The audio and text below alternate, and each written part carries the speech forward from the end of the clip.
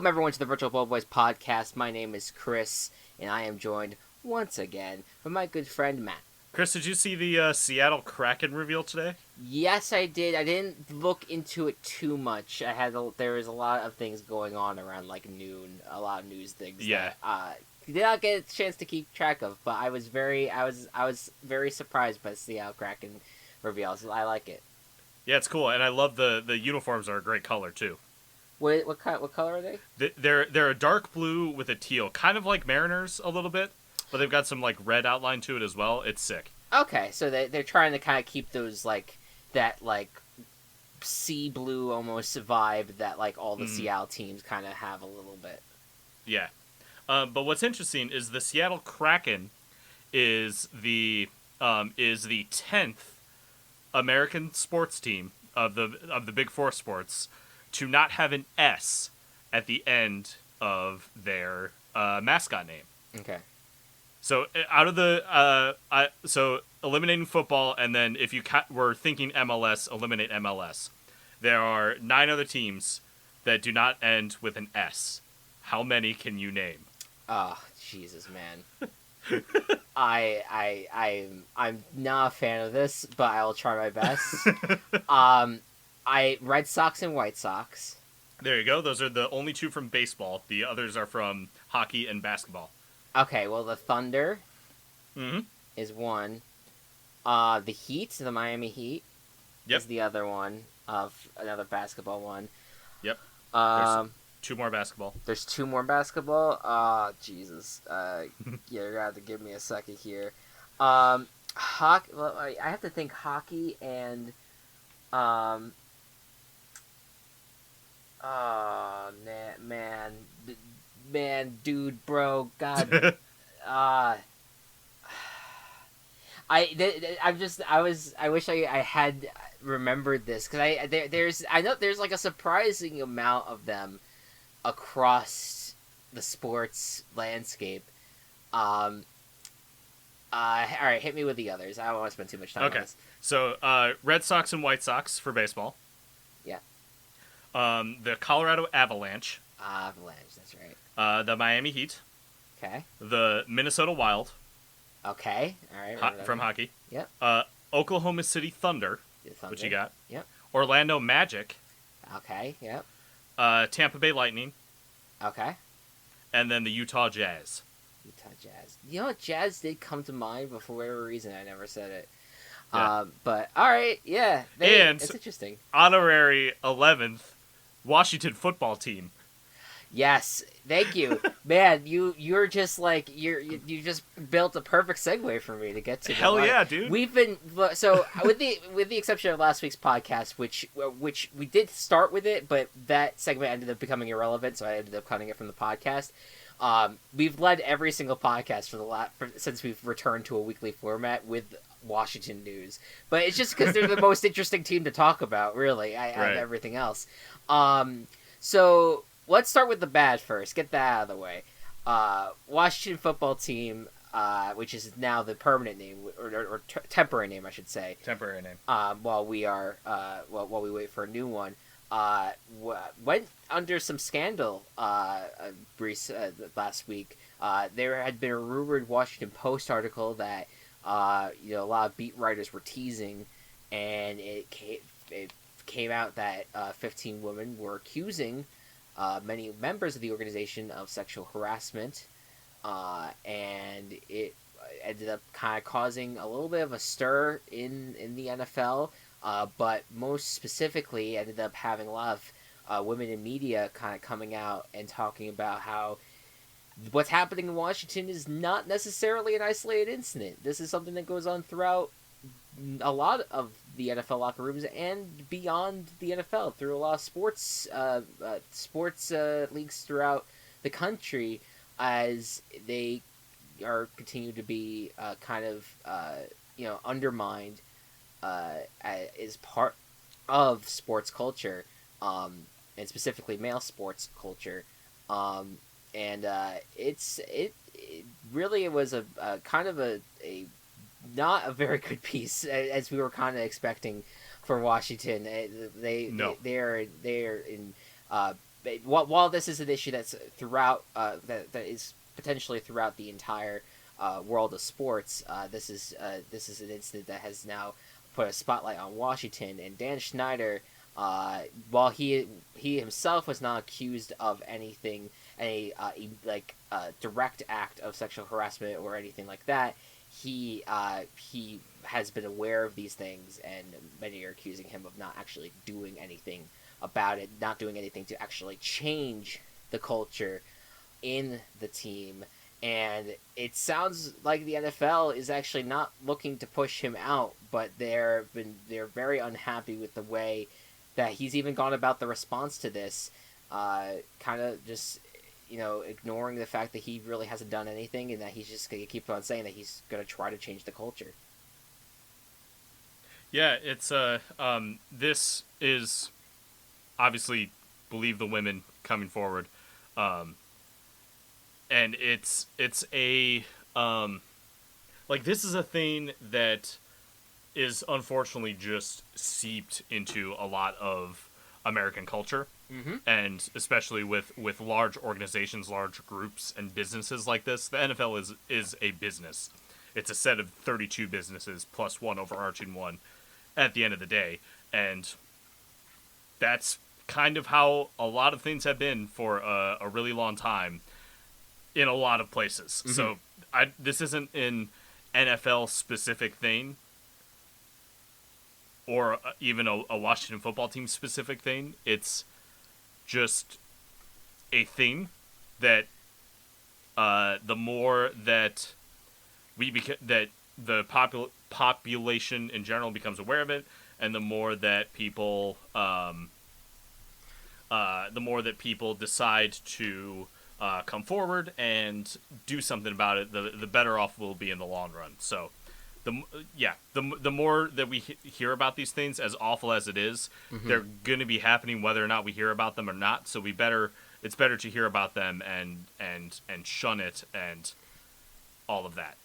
Yeah, I mean, I look at Rhiannon Walker was one of the big voices in this piece, and I highly encourage everyone. I believe there is a article that I believe she wrote for The Athletic, a little bit on this, but it has been it has been a massive issue in sports, and I think that's kind of why I enjoy doing a podcast like this, because I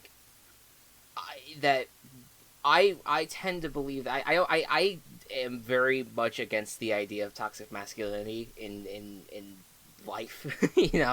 The idea that this perceived notion that that men are the superior beings of the world, and we need to we treat and belittle people, and we belittle women, and we belittle people of color and people and LGBT members of the LGBT community, and even other men who don't meet the standard of being a man, whatever that even fucking means.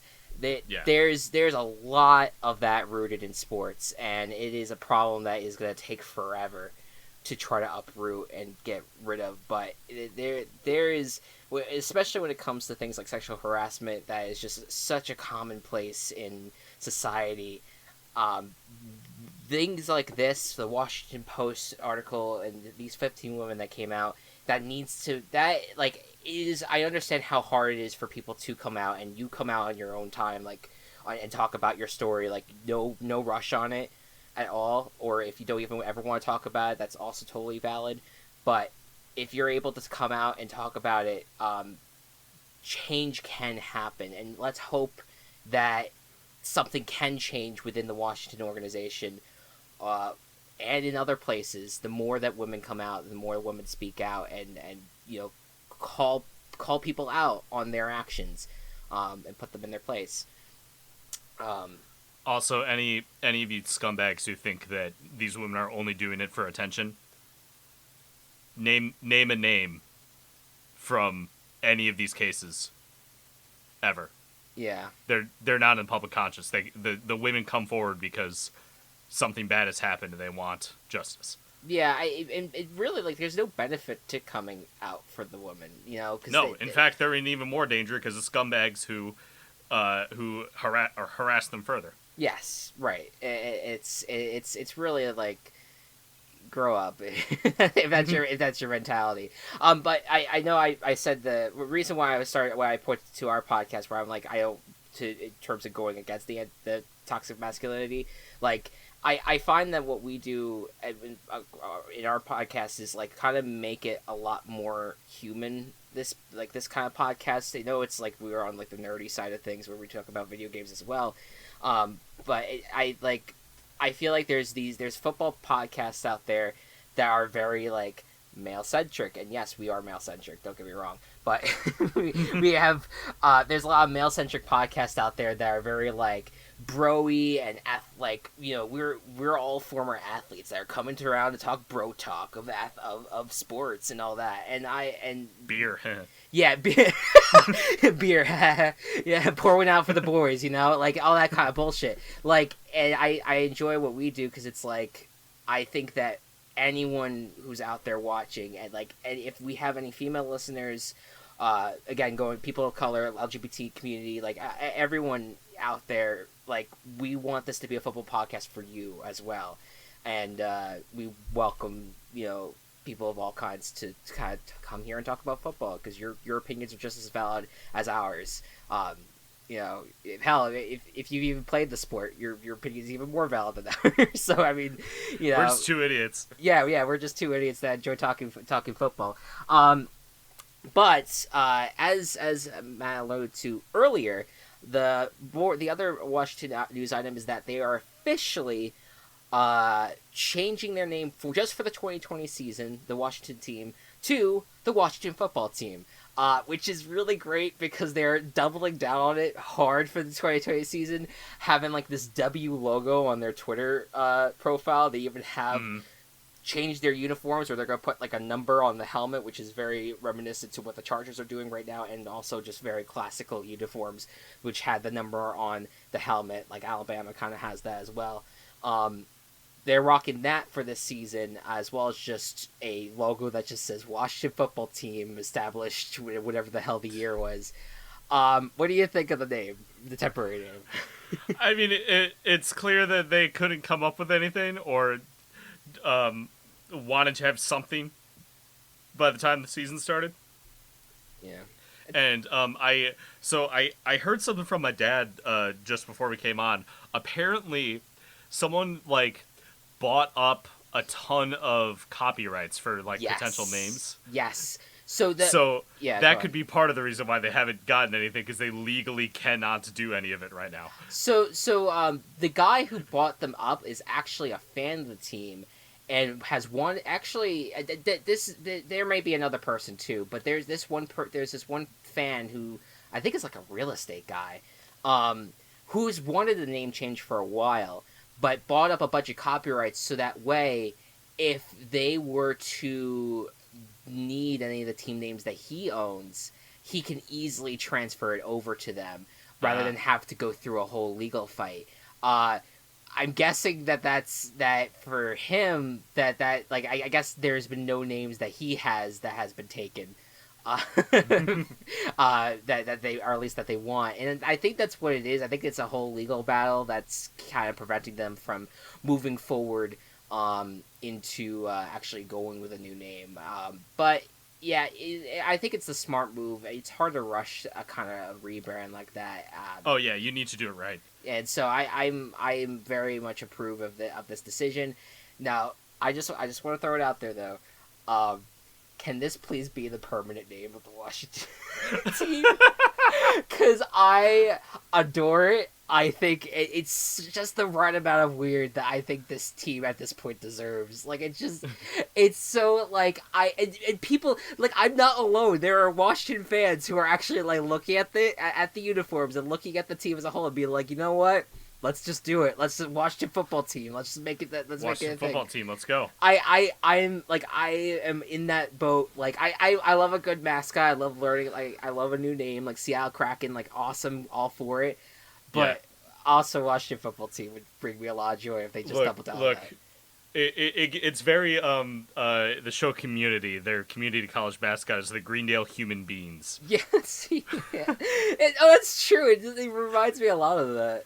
Yeah, which if you haven't seen a picture of the Greendale Human Being, you need to. Yeah, you guys have showed me it, and I've been Yeah, very scarred by it's it. just this dude in a white morph suit with Sharpie painted on face and eyes. I wonder if the Washington football team would actually roll out a like of just a mascot football player, kind of like how the Giants have with their mascot.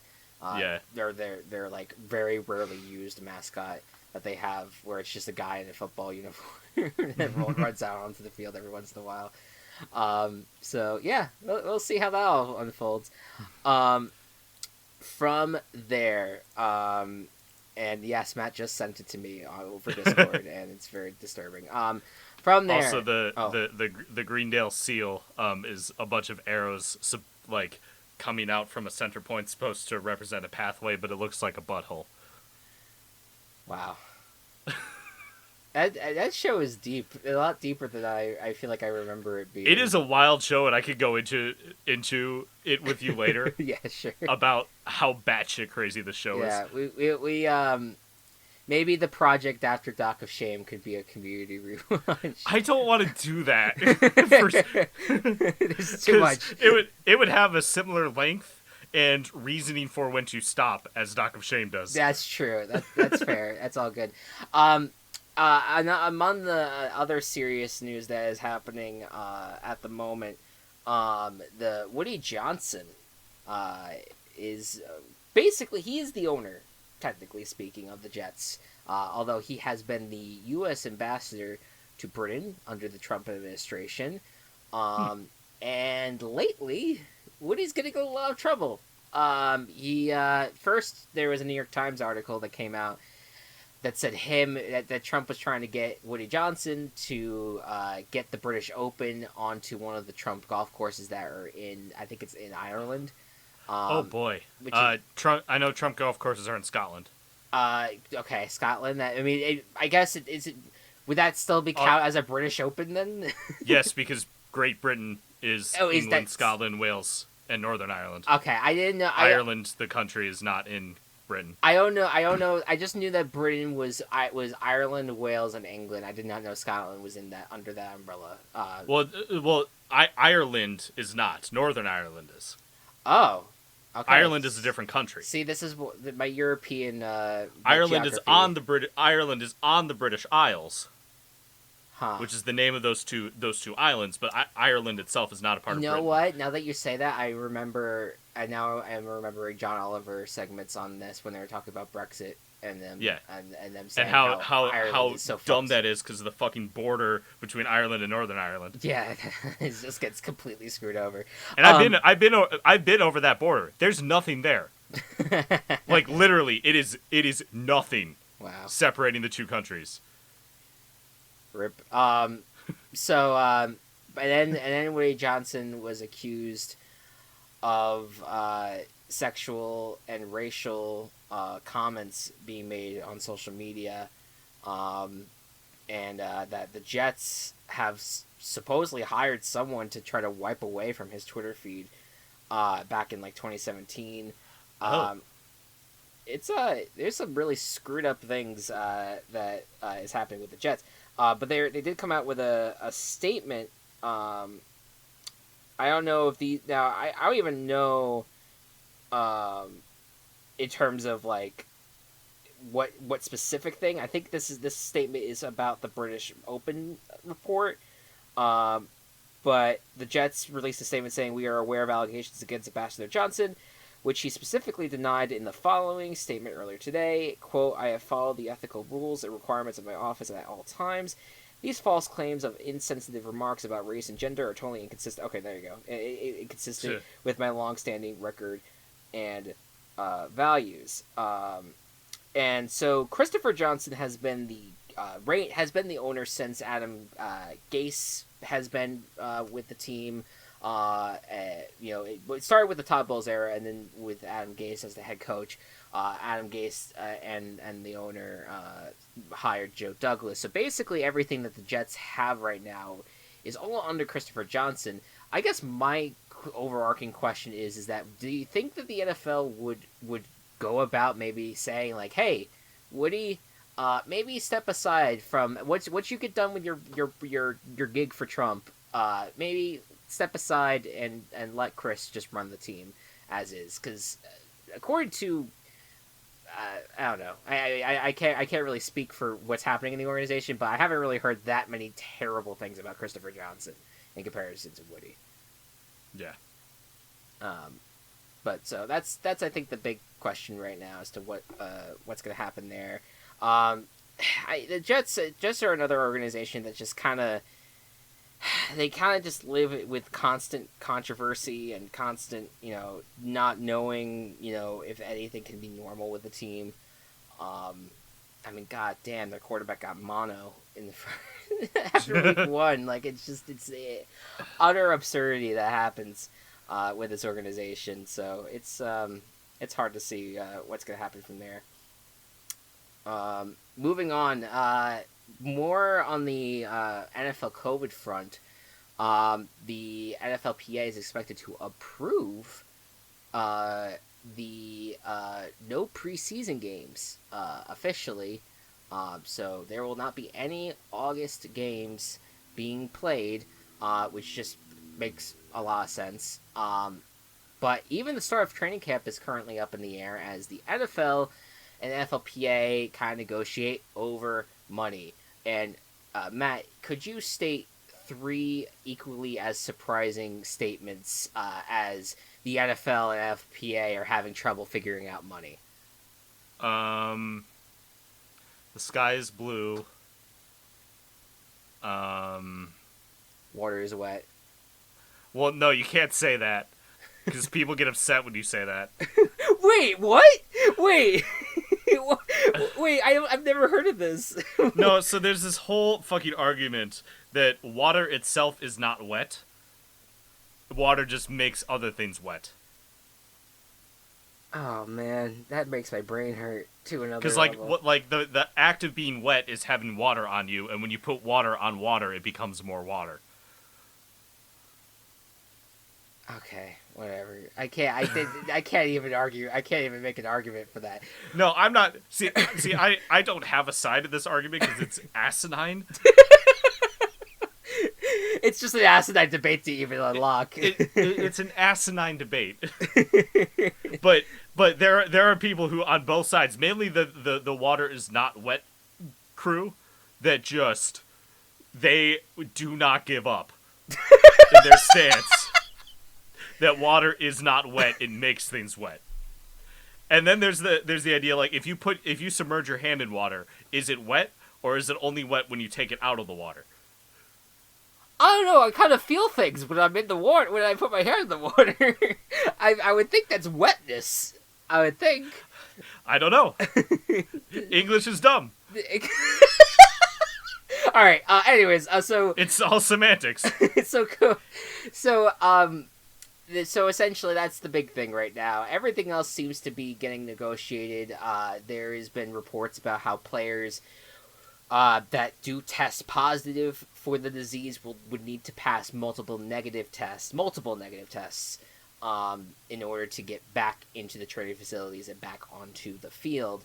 There's been the helmets they've made these helmets with these like face guards type things where it's kind of like a splash, like plexiglass type thing that's like goes around the front of the helmet where your mouth should be to kind of like maybe protect, kind of like be like a mask that you can breathe through.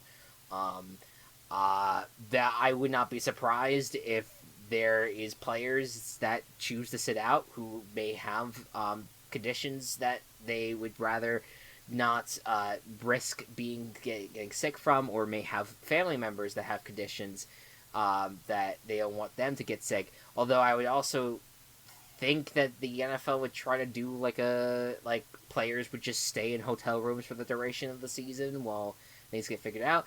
I don't know. like time has been on the NFL side for a while now, and it's kind of strange that they're only just now trying to figure out how they're going to try to approach the season. Yeah, I don't have a ton to offer on this. Yeah. Do you like right now as things stand? Do you feel like NFL football is going to happen? I think it will. Okay. I think part of it is going to be, I think, uh, opening day for baseball. I think it's either today or tomorrow. It's today. It's in Today. fact it's about an hour from now when we're recording Yeah, this. so an hour from now there will be baseball. There will be professional sports in outdoor, mostly, places that will be able to kind of gauge as in terms of what's, I think, going to be able to happen. Obviously, there's a lot more people involved with football than there is baseball. Right, and football is also a contact sport, which makes things a little bit more Yes. troublesome. If let's say a player tests positive that may have had the disease when they played, then you're gonna have to start quarantining everyone who got in contact with said player. Like that, there's some chaotic scenarios could happen because of this. Yeah. Which is why I think I have a little bit more doubt about it. I'm a little more doubtful. I am in like big stress mode because my primary occupation is a teacher, and the shit in terms of opening up schools is is also being like heavily debated right now, and what's going to be safe and what these guidelines are going to be. It's wild and it's dumb, and I don't want to get too into it, but whether or not it's a good idea for it to happen, I think it still will happen. Right, right. Like, and it's kind of like I don't know. Like, there's some people I've actually seen out there being like, we can't, the football players, let's not have the season. We need to protect them, and then they're the same people who end up being like, yeah, let's put teachers and students back in school and to a fucking petri dish and Yeah. get them. Like, it's like the lack of regard for people out there is just amazing to me, and it has just amazed me throughout the entirety of this whole COVID mess. It's really brought out the ugliness in a lot of people. Yeah, so I don't know. We'll keep on monitoring it. We're hoping that there is some great NFL things coming. Yeah, we're not gonna be the only ones keeping you posted, but we'll keep you posted. And then last thing, actual football, like on field news. Mike Zimmer got an extension with the Minnesota Vikings. What do you think of this? Do you think that he's good coach, or maybe not worth it? Yes, makes absolute sense. Yeah. The Vikings have been super solid, super consistent for a really long time. And Mike Zimmer's it's the result of Mike Zimmer. Yeah. No, especially with all the like the OC changes that they've had. Yeah. And they're still consistent. He does a good job. I heard a stat earlier. Do you want to hear something? Sure. So Mike Zimmer's Vikings against playing outdoors against teams with winning records are 1-17-1. Whew. Buddy. That's such a weird stat because obviously the Vikings are still winning. But just like if they're outdoors against a team with a winning record, they have such a bad record. I mean, that just kind of like, I mean, if you think about it, they have one of the best home field advantages in the league. Because first of all, that stadium is just rocking, like it's just kick ass. In terms of the feel, in terms of the people that show up, but just the field itself it's indoors for them, and it's a nice field. There's not really a lot of like issues with that field.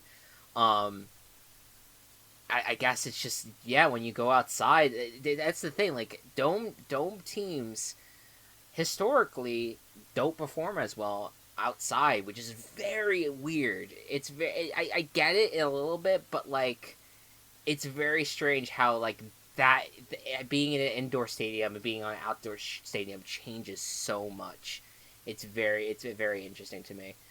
Yeah. Um, all right, and that's what's happening in the news. Okay, let us move on. We have talked so much about VBBFL, and we've talked so much about COVID, and who knows what the fuck's gonna happen with the season, with the NFL. But we want to return a little bit to talking about the NFL and analyzing the NFL. And, you know, I think the best way to do it is just kind of like go division by division and just see like who stands out in the segment called "Who Stands Out." And Clever naming. yeah, there you go. Yeah, I'm just gonna look over. I have a list of divisions here. I'm just gonna name a division, and we'll just talk about who we think stands out as a very interesting team, a potential contender, who stands out even if they're like super mediocre or super bad, like just who stands out in these divisions. Yeah, let's get started. Matt, who stands out in? Let's start obvious. Who stands out in the AFC West? So in the AFC West, obviously the Super Bowl champions are ones that you could talk about. But I'm actually I want to talk about the Broncos. Okay, go for Because it. I think the Broncos have, of course, a really solid defense. They're historically just super good. It took them a bit to get going under Fangio, but once they did, they were a phenomenal defense. And you add a bunch of really good options around Drew Lock, who had a decent end to the year. You have Melvin Gordon now. You drafted, was it Jerry Jeudy for this team? Yes. Yes, you drafted Jerry Jeudy. You still have Cortland Sutton. Noah Fant was a really good tight end at the end of the year. They have a lot of pieces that if Drew Lock is even a little bit competent, this is going to be a pretty good team. Yeah, I think that they surprisingly snuck into second place last year in the AFC West. But that was weird because that ending was weird because the Raiders were still technically playoff eligible, correct. but were third place in the division, Yeah, and the Broncos didn't have a chance. Yeah, well, it was going into that week, it was the Raiders who were in second place, and then I think what happened was that the Broncos beat the Raiders that week. That sounds right. And then I think that's how that they ended up switching positions. But when it comes to the Broncos, I agree in a lot of ways, and we can definitely talk about the Chiefs at another time. I think the Chiefs are just we know the Chiefs, we know they're kick ass, they're in good shape. The Chargers to me are stand out still because I know that not a lot of people are fans of the fact that Tyrod Taylor is probably going to be the starting quarterback. That's fine. He'll be the quarterback for 2 weeks, and then Justin Herbert will get a shot. I'm excited to see what Justin Herbert has to do with the Chargers, and I think that this team still has a lot of talent around it. I mean, Derwin James is still like the king of that defense with Joey Bosa, of course. Those guys had kind of like the stalwarts of that defense. And I mean, and you just look at the Chargers and what they have in front of them. I just think that this team is one of the more deeper teams out there, and they had a really rough year. Like, don't get me wrong, the year it was like they just had the worst luck on the face of the planet, and they just did not play up to expectations. Just a lot went wrong for them, but I think that this team's going to be good. Kenneth Murray was a great draft pick by them, by the way. That he was the linebacker from Oklahoma. I think he's going to really play a factor. They lost Melvin Gordon, but Austin Eckler, I think, has deservedly so have gotten to a position where he deserves a starting position at this point. And I don't know. Like I'm curious as to see how this team goes, considering the fact that they were a divisional playoff team just 2 years ago. So we'll see how that goes. All right, moving on. Let's jump to the other deep division in the NFC West. What do you think? Who do you think stands out here for the NFC West? So NFC West is weird because a lot of teams I think really stand out. I want to talk about the Cardinals. Okay. Just because I don't think there's a lot of teams that have the potential to go from worst to first, and the Cardinals I think might if it were any other division. Just because their division is fucking stacked. Sure. But you got a like your offense improved a lot. You found the running back that can work for your system. You swoosed the greatest trade of the offseason, getting DeAndre Hopkins, who's just gonna he's gonna take the offense to another level. I think that Hopkins will be worse off in the sense that I think his stats will be lower, but for the team, it is a great addition. Yeah. Add on that like a not great defense, but with a great rookie that you drafted, and you had the offensive rookie of the year last year. It's gonna be a good time in Arizona. It's kind of amazing because it is like you look at where they were a few years ago and now where they are. It's like they. I agree with you. I think they're going to be. I don't know.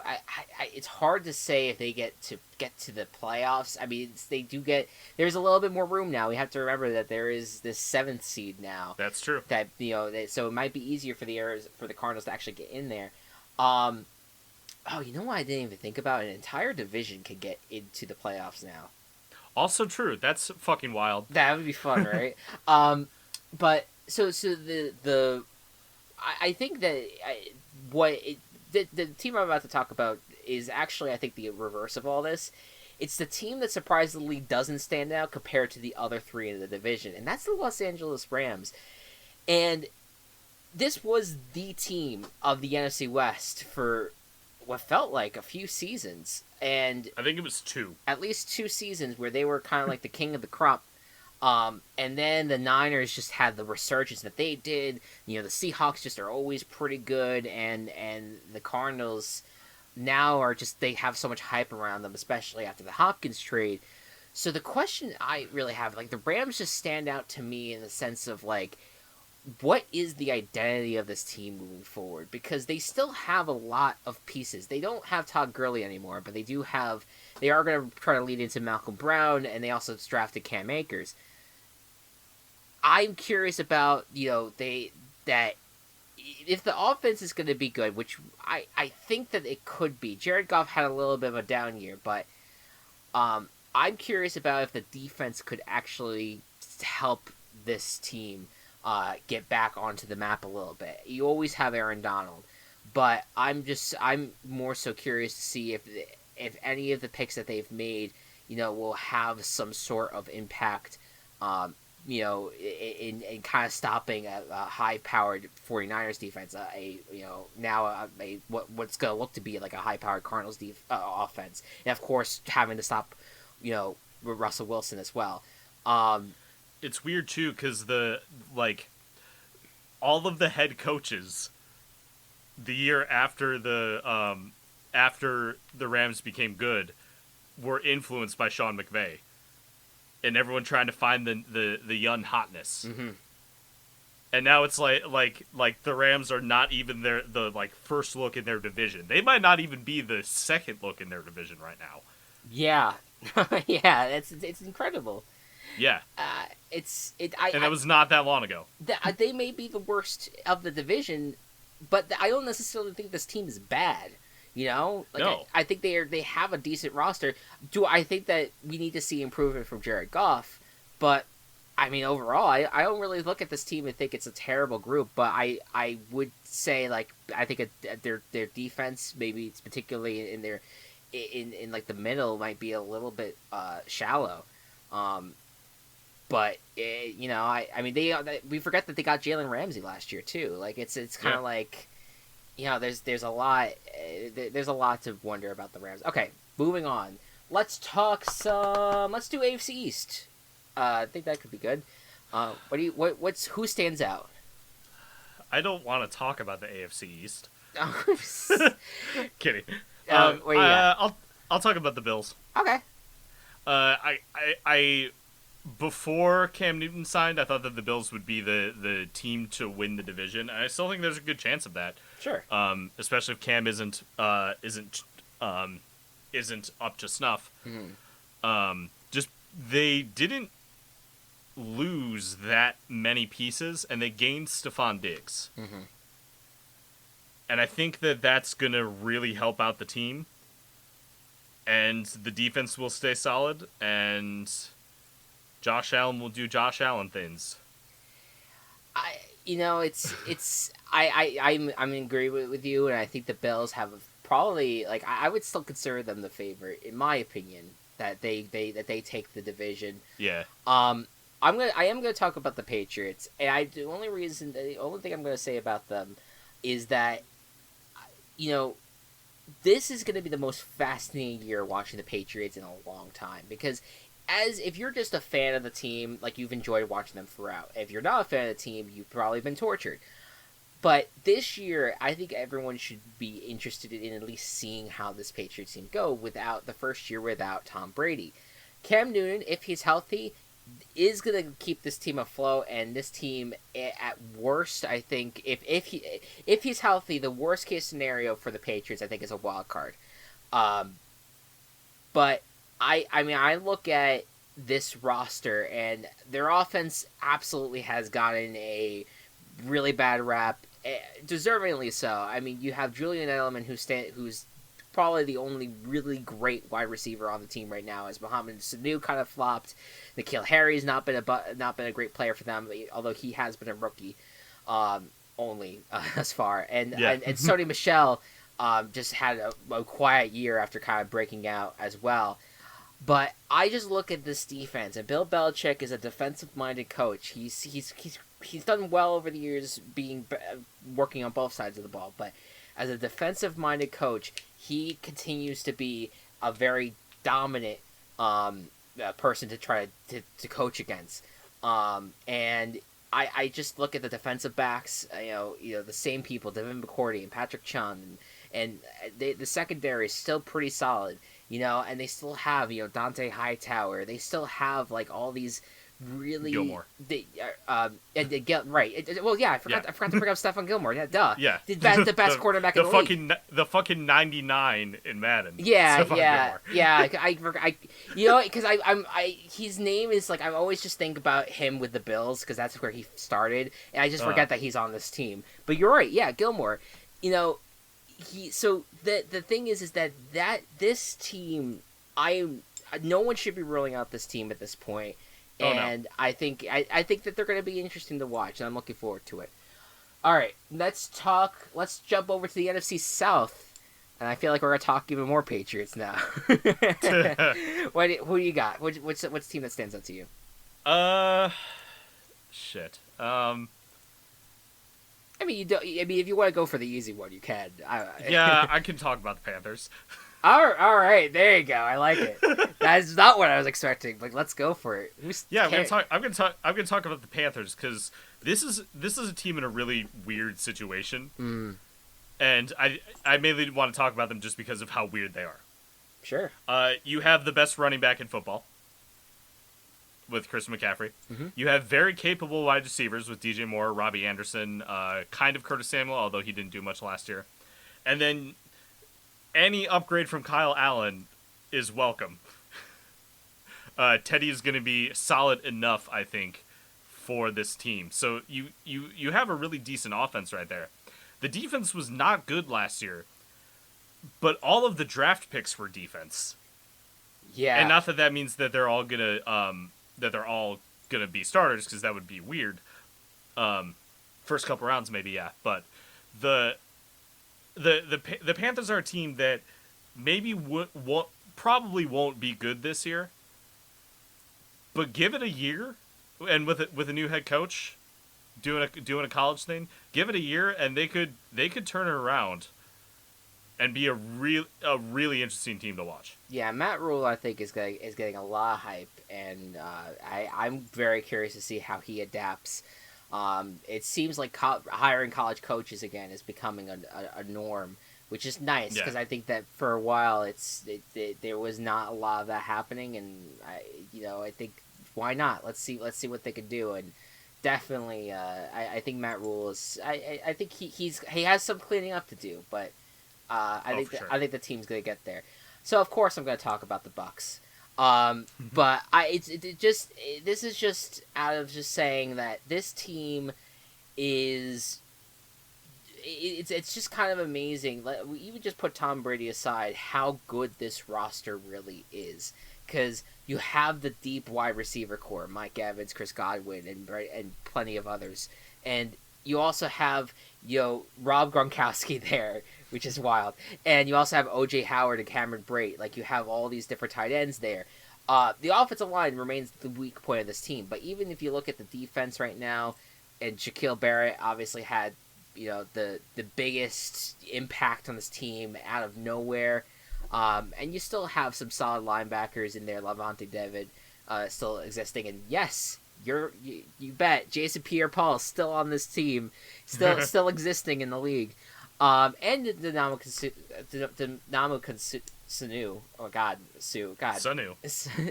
Not Sanu. You messed up the easy part to say. I know. Dynamo Sue. Yeah, okay, whatever. Regardless, he's still there, and Vita Vea is, I think, entering his second or third season. I want to say second. But yeah, he's looking to improve as well. So this team is gonna be fun, and I think it deservingly got a lot of primetime action because of who's at quarterback right now. But just look out for the rest of this team.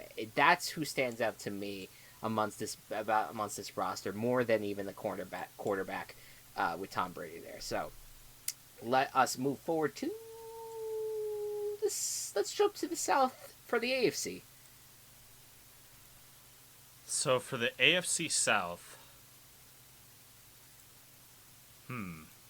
Would you like me to start this one? Yeah, let's have you start this one. Yes, I will. I'll talk some Titans.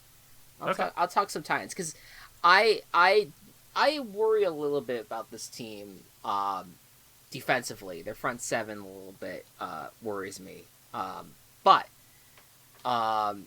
what doesn't worry me is this offense, and it's kind of wild because I would not have expected to say that about this team. I would probably say the reverse.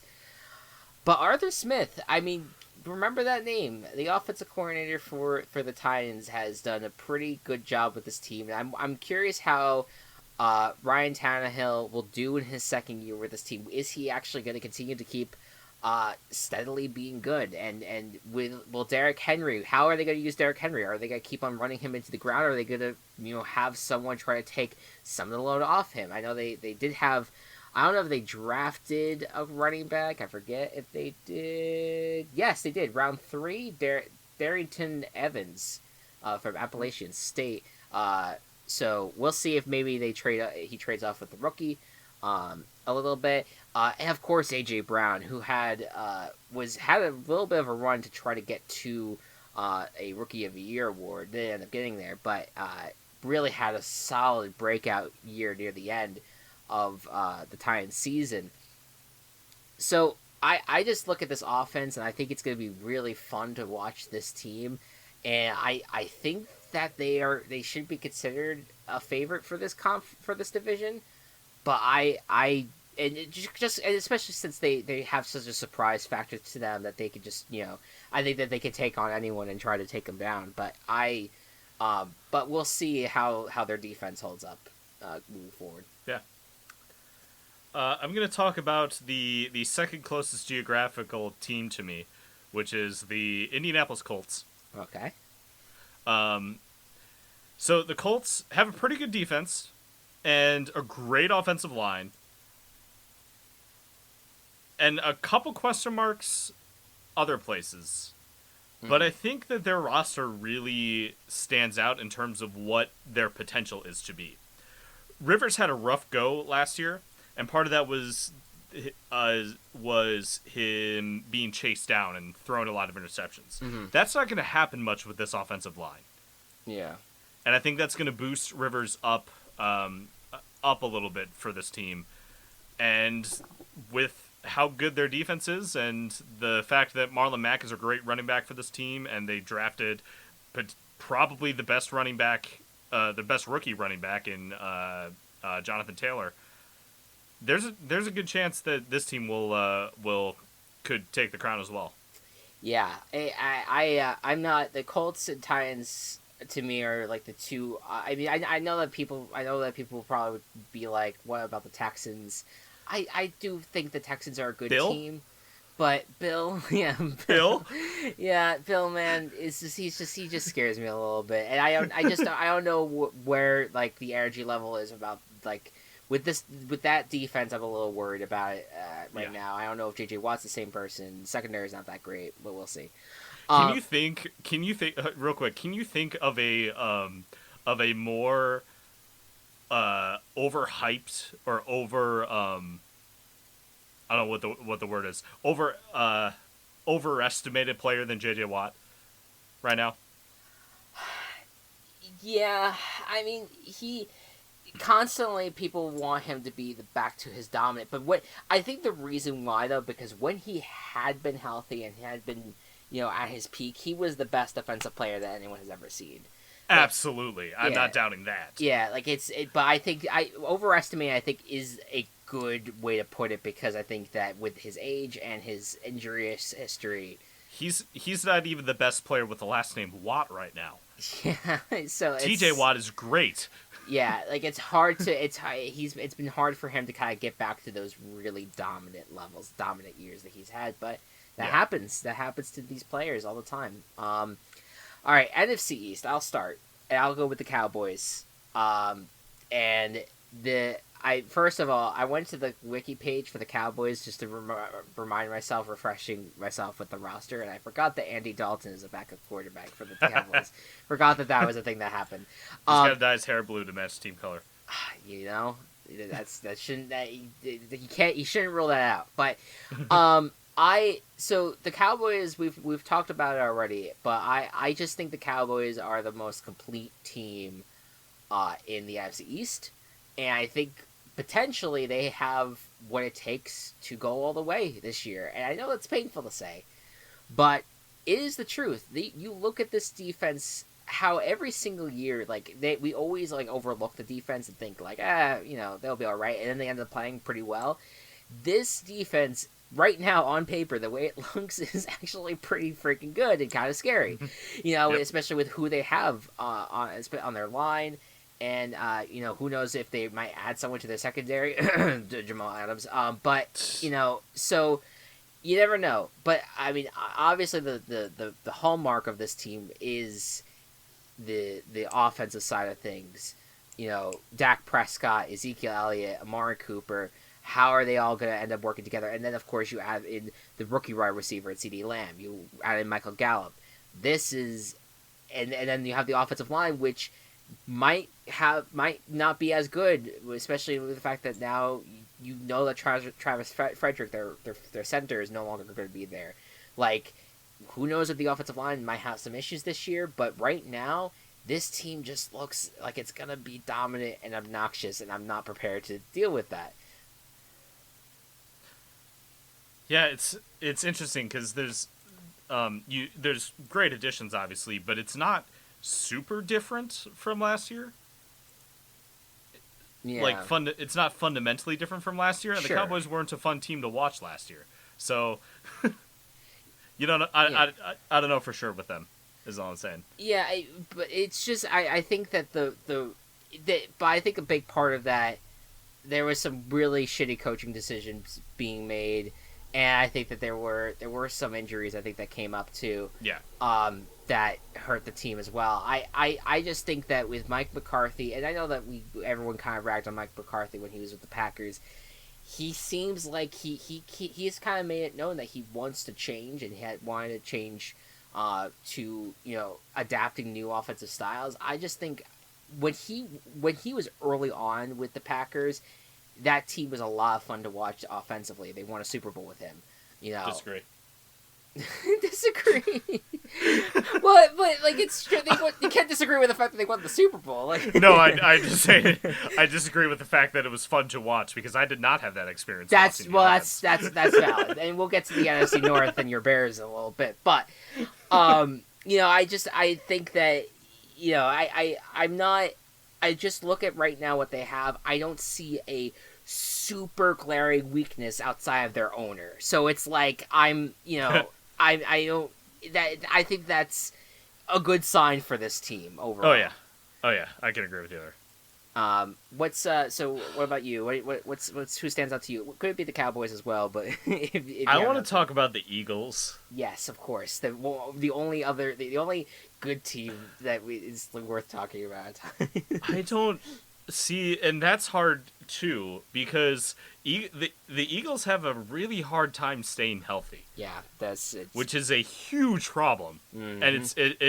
it's something that I berate Washington football team for all the time. Yeah, That I need to start doing the same with Philadelphia because I I don't know if it's specific players or if it's team practice, team decisions, but they have such a hard time staying healthy. hmm Your quarterback, especially your quarterback, who was great and was going to win MVP the year you won the Super Bowl, had he not gotten injured, and not that that was his fault, but Wentz is having trouble staying healthy. Your quote unquote number one receiver probably, like, I would be surprised honestly if Alshon Jeffrey actually made an impact this year. You have great tight ends, and I think you found a running back that you don't have to do a committee with. hmm There's so many weird questions for this team that I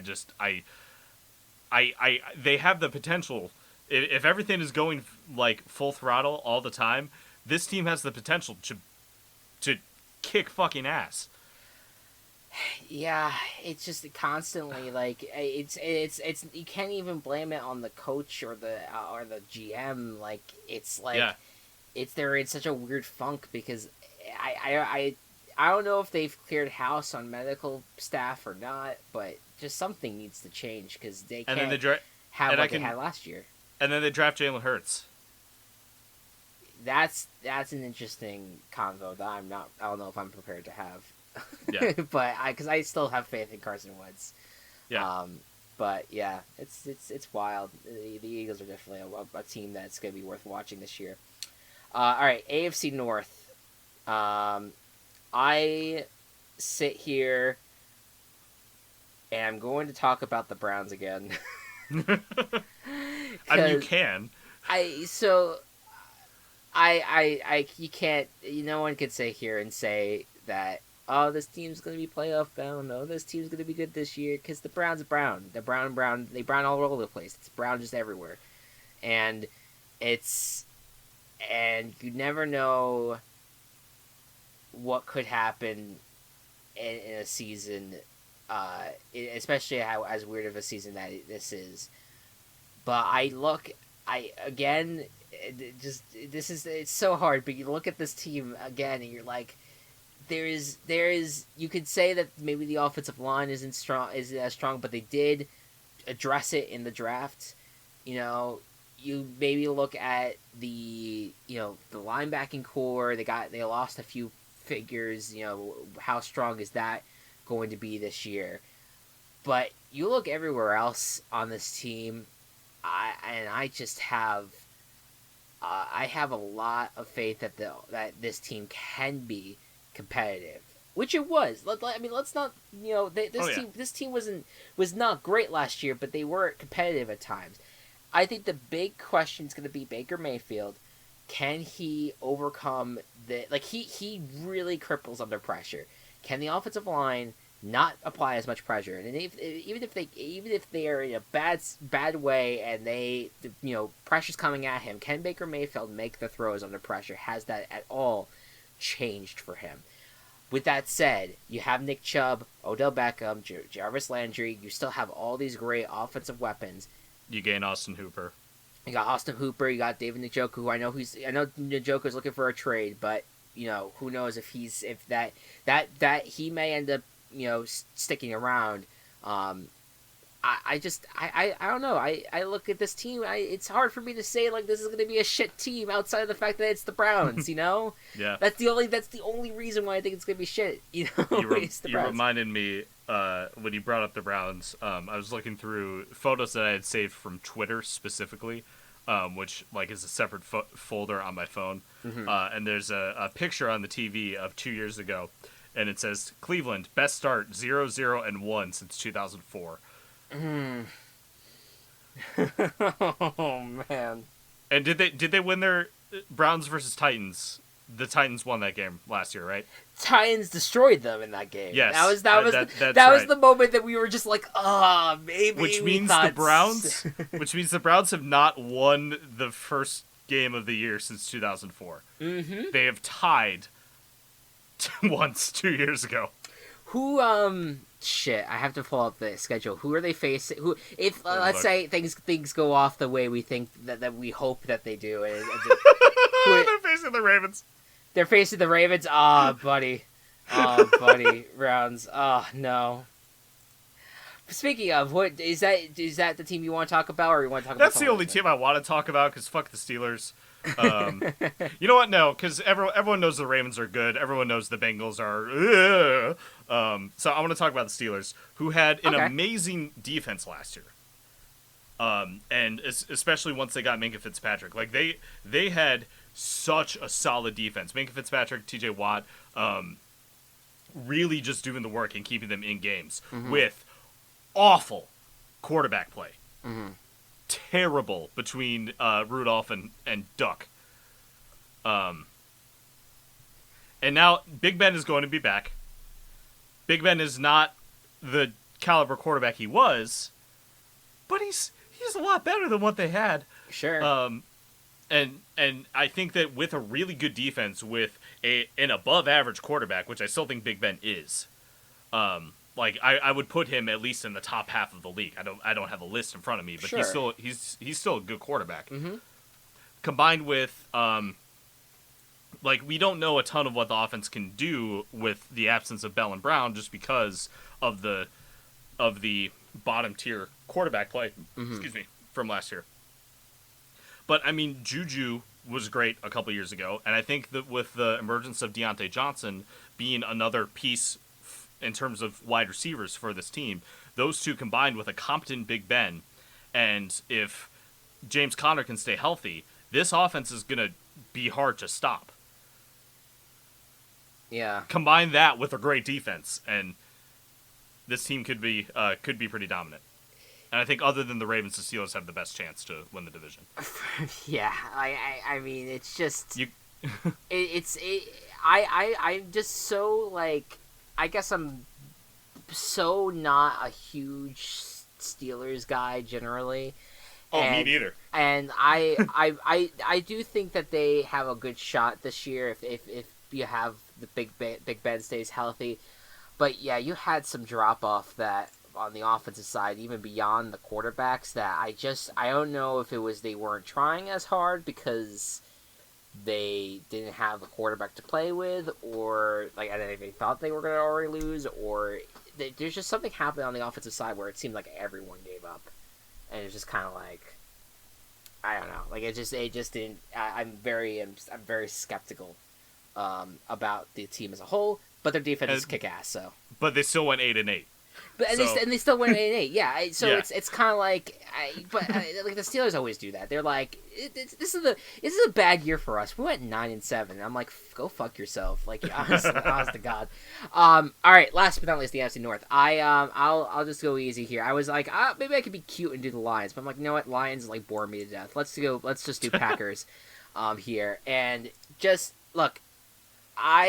The only thing I want to talk about is that we have forgotten. I don't know. Maybe I feel like you have like nice dreams about this, but the Aaron Rodgers, Jordan Love quarterback controversy now going on, and it's like I don't know. Like this team. We really railed against this team because they were so mediocre for being a 13-3 team. Like just I have a stat that I'm gonna say in a sec. It's just generally they are just. I wish that they were, like more interesting, but generally like you think about freaking like their wide receiver situation outside Devontae Adams is just very loudly, like just not Funches. Yeah, okay, now you have Funches, but give me a break. Like, and like we don't know like what the running back situation is going to be like with Aaron. I know Aaron Jones has been dominant; he's been the best Aaron on the team. But like, like you had this back and forth combo with him and Jamal Williams and things like that. Like, and now you drafted AJ Dillon. Like, are they going to try to move AJ Dillon into like the quarterback by committee role with Aaron Jones, or is Aaron Jones just going to take the realm now? Like, I don't know what's happening there. And then the defense just is always mediocre. I think Jair Alexander had like a solid year for his rookie year. And then you had like the Smith brothers that kind of did well in their position as well. But like I look generally at this team and I'm like, I find myself just I they have a good they can win the division, but I don't think they could go 13-3 again, not in the current state. So I going off of that, I found a stat earlier that was the Packers in one score games this year were 9-1. Repeat that one more time because you cut out In there. one score games. So there was one score between the winning and losing team. Yeah. The Packers were 9-1. Damn. That level of luck is not going to repeat itself. Mm-hmm. This is I think this is a 10-win team. Like if they're going to win the division, they're going to go 10-6. I agree with that. That seems much more likely. But having that level of variance is fucking insane. Like that there's a reason why they were like absolutely rolled on in the AFC Championship game. Like they faced an injured Seahawks team and then and barely beat them. Mm-hmm. And then got completely dismantled in the AFC Championship game. And like everyone wants to just be like Aaron Rodgers is the issue for whatever reason, and I'm just like, God, fuck off. Like it's everyone around him is just like is annoying. And then guess what? They draft Jordan Love, and it's just like, are you fucking kidding me? It is like it is so easy to clown on the Packers right now because they were one game away from the Super Bowl, and it's like, oh, it's time to rebuild. Let's draft backups for our two best players.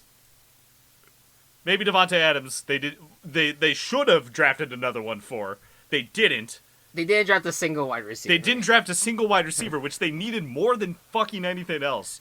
Yeah. It fills my heart with joy that they fucked up that badly. One game away from the Super Bowl. And all right, Bears fan, talk about your Bears, because that's what I'm guessing who you would talk about with the AFC North. Unless you want to talk to someone else. There's not a ton that I can say about the Bears. I think that last year our defense wasn't what it was because we didn't have Akeem Hicks for a lot of the year.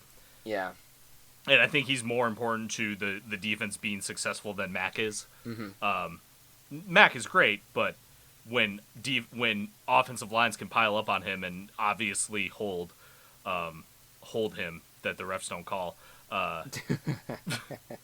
Listen, just watch, just look, and any other player that would call that holding on, I fucking swear. Yes. I trust you. Yeah. Having Hicks back at full strength is going to be great. I still think this defense is going to be great. I love the addition of Robert Quinn to this. Our secondary, other than Kyle Fuller and Eddie Jackson, is a little bit up in the air. Mm-hmm. So that may be a little bit weaker, even though we have two great players. The rest of it isn't as good. And I don't think it's physically possible for Chicago to have worse quarterback play than last year. Yeah, I mean, yeah, because if Mitch struggles, you're gonna get Nick Foles, and if Mitch struggles, we're gonna get Nick Foles. I don't think Nick Foles is gonna be. I mean, he won't be amazing, but he'll be decent. No, yeah, and he's gonna be decent enough, and a decent quarterback with good offensive pieces like fucking Allen Robinson, who I think is finally starting to get the respect he deserves. He just needs a quarterback who can, right, who can show how elite of a wide receiver he is. Absolutely. It is frustrating, and the whole lack of shortened training camp and no preseason is gonna suffer, I think, for this quarterback competition. And one that probably wouldn't have happened if situations probably would have been different if the whole COVID thing was known prior. I think. it's not going to be pretty for the Bears, I don't think, but there's a chance.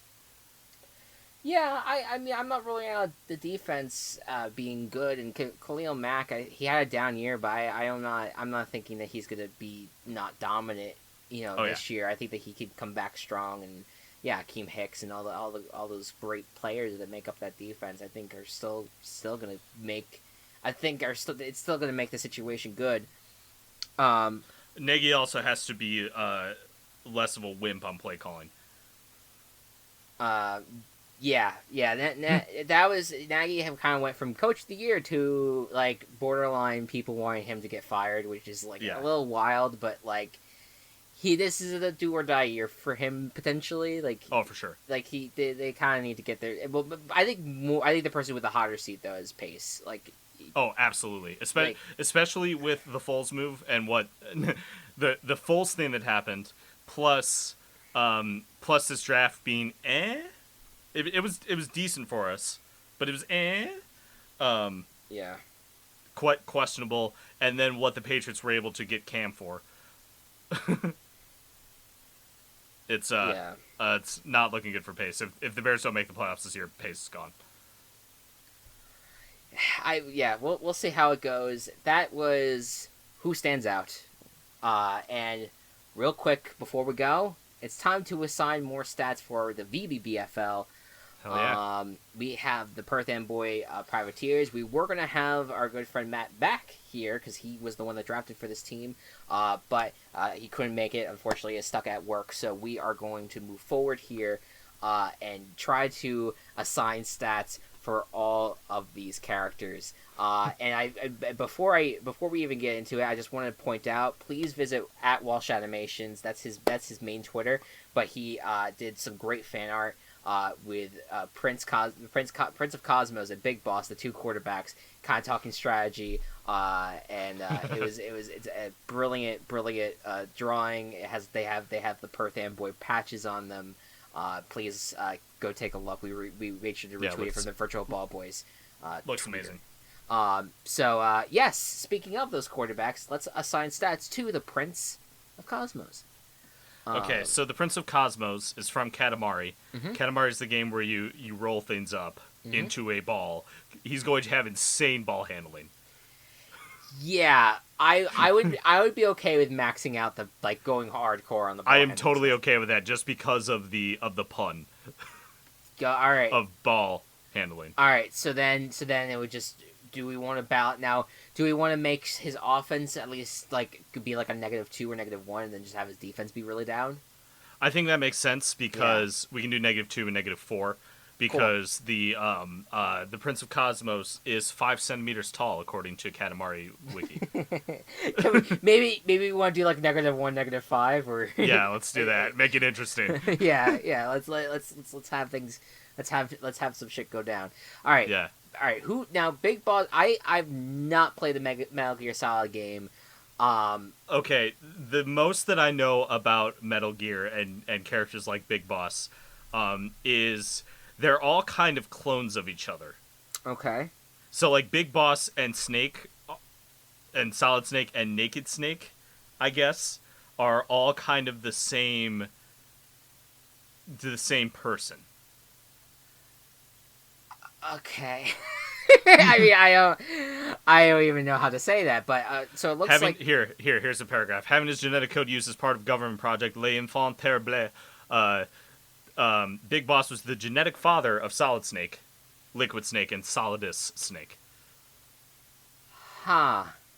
So Snake is a clone of Big Boss. Okay, and so if you look at a picture of Big Boss, he has an eye patch, very militaristic. Mm-hmm. In his look, and muscly. So I would say, like, if I had to look at Big Boss, I would say that I would give him a balance of strong, like a strong offense, but also not like a terrible defense either. Okay.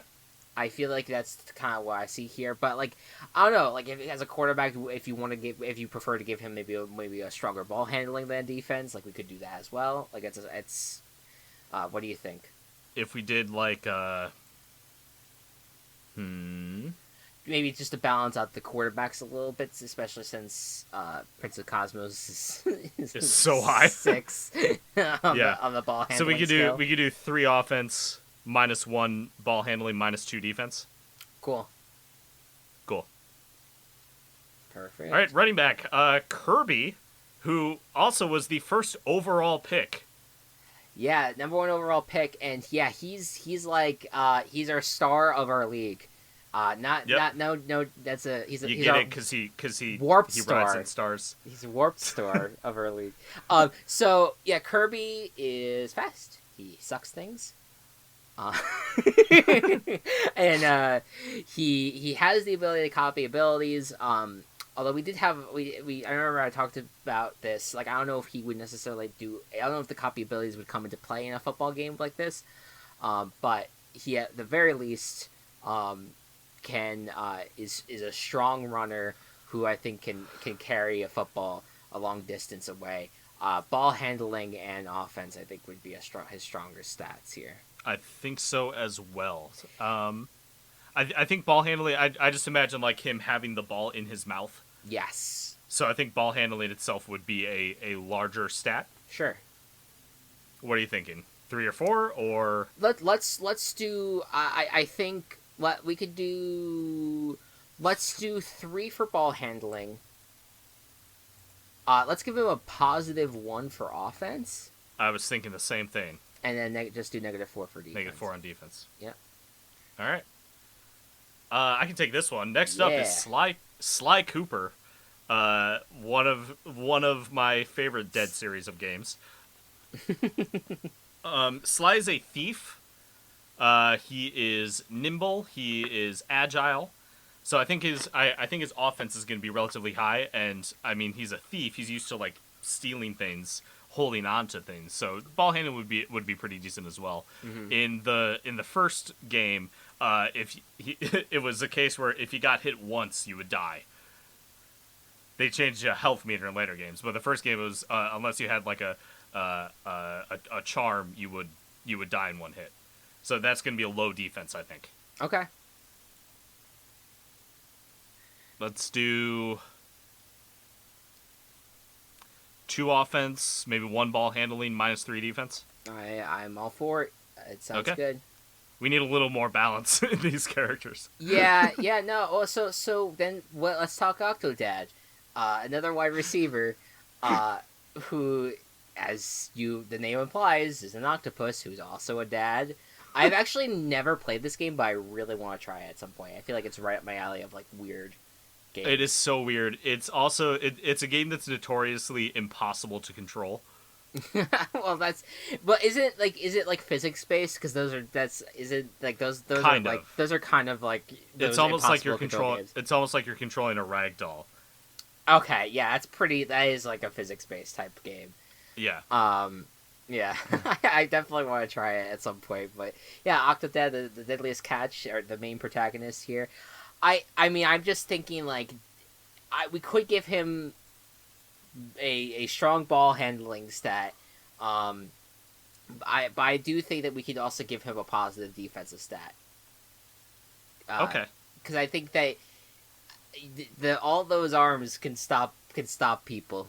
Yeah. You got a lot of arms that can stop the people from charging in to get the touchdown. So Okay, I think that works out. So, do you want to do a 1 in defense or a 0 in defense? let's do a 1 in defense. We could do a 2 in ball handling and maybe like a -3 on offense. This is not an offensive team. Well, it's not a defensive team either. That's what No, you think. it's very good at handling balls. It's very good at ball in the ball handling category. Yeah. All right, Zelda. This is where I think the strong, maybe a strong defense. This team might be on the stronger defensive side, despite the fact that we really railed on them defense early on. Because I think that Zelda could have a very strong defensive stat here. I think so too. Her best move in Smash is like summoning this crystal, that can protect her and uses shields. Yeah. So you want to do like a 4 for defense? Yeah, let's do a 4. All right. And then And just -2, -2. yeah, balance it out that way. Cool. All right, next up, Undyne. We're on offensive line now. We had Zelda. We have now Undyne from Undertale. So, well, Undyne, I picture Undyne as being very protective, which is why the offensive line it kind of fits. Very protective of her citizens, the people around her, the friends especially.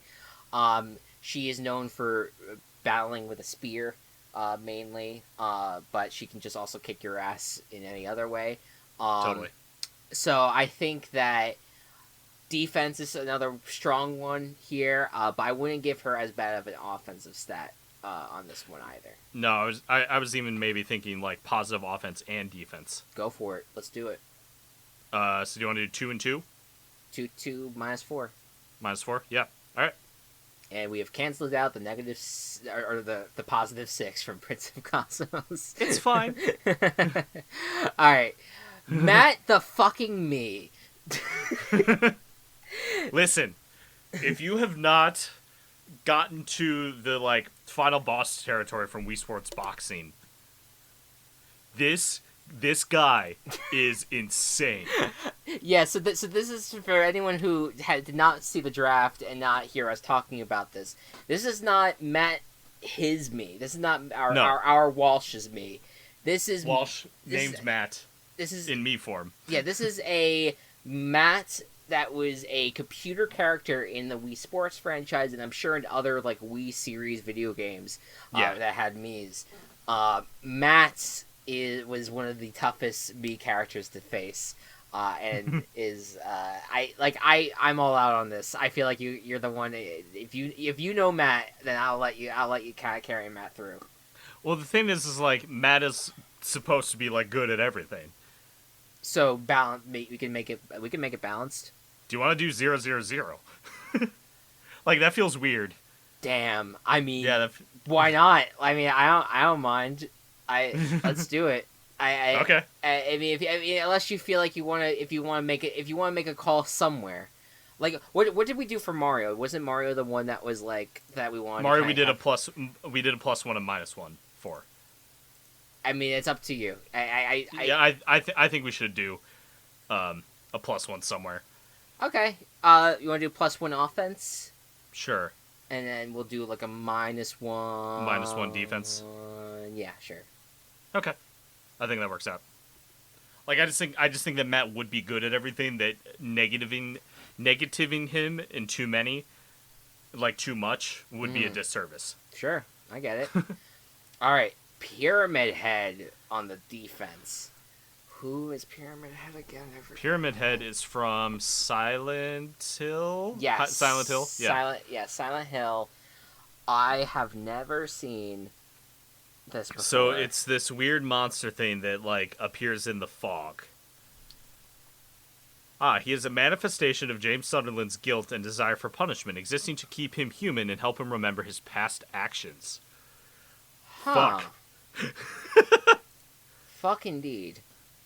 Fuck to the infinity. Alright, so I look at this and I think that they will fuck your shit up. Yep. in the defensive stat, maybe.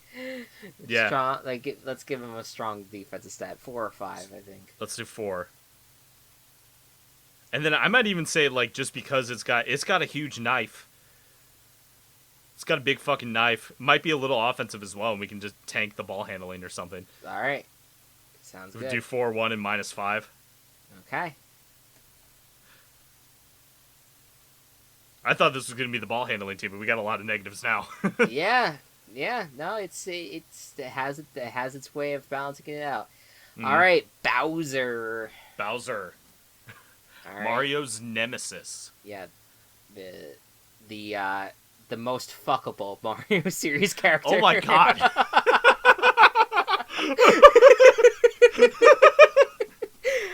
I say that only because of all the people that we know that want Bowser hard. I know. But that's gonna be the episode promo there. But so Bowser, I think he has a range of abilities. You have he has the fire breathing, uh, you know, breathing fireballs at Mario. Um, Also, he's a Koopa, so he uses his shell a lot to attack in many different ways. Um, but Bowser, I think, has also ranged a lot. Like I feel like Bowser has a lot of different ways that he's been able to attack in the past. So I don't You got know. fireballs. Fireballs, like I said, yeah, I said Yeah. fireballs. Yep. But yeah, like it just generally, there's a lot of different ways that Bowser can attack. But overall, I think like he's notoriously known for being the wall to getting to Peach. Yeah. So that's to me as a defensive stat. I think this is where we can really lead into the defense here as well. Again, Yeah, I think so too. so like 4 or 5 here maybe. Um, Want to do less than that? Like it's what if we did like 4 defense, 1 ball handling, minus 5 offense? That feels too much for offense. How about we can maybe do like 4 -4 0 maybe. Okay, I'm fine with that. You know that this is -4 offense, 4 on defense, 0 ball handling. 0 ball handling. I think that works. All right. Cooking Mama, also on defense. Yeah. Mama that cooks a lot of good, delicious meals. Be careful when you search Cooking Mama because there's a game from PETA as the first thing. Oh. So fuck that. So, I mean, I don't know specific abilities of Cooking Mama, but I feel like it's pretty self-explanatory for the most part. I like the Cooking Mama kind of stands in the way of like level progression, I guess. Where you, I don't know, Yeah. I don't know, I just don't know the games well enough. I've played the you first play one, as the Cooking Mama. Oh, I thought you were getting taught by the Mama. I don't know. I don't know enough about Cooking Mama. Neither of us do. Oh no, yeah, she does teach you. Okay, yeah, But I think that like being like cooking requires a lot of dexterity, requires being good with your hands, knowing what you're doing. Yes. So I would give a higher ball handling stat. Okay. Do you wanna do 4? Sure, why not? Let's And minus 2 the other ones. Sure, let's do it. All right. And last but not least, Wii Fit Trainer. Wii Fit Trainer as the kicker.